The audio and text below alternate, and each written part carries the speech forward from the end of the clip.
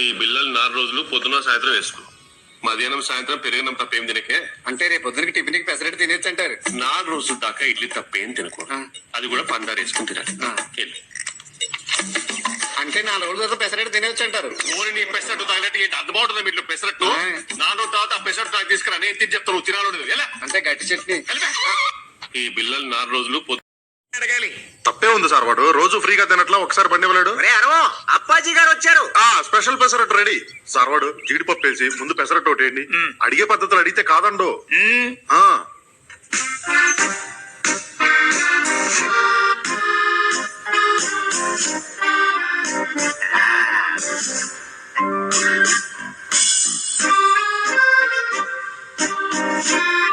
ఎలా ఉంది సార్ వాడు పెసరట్టు?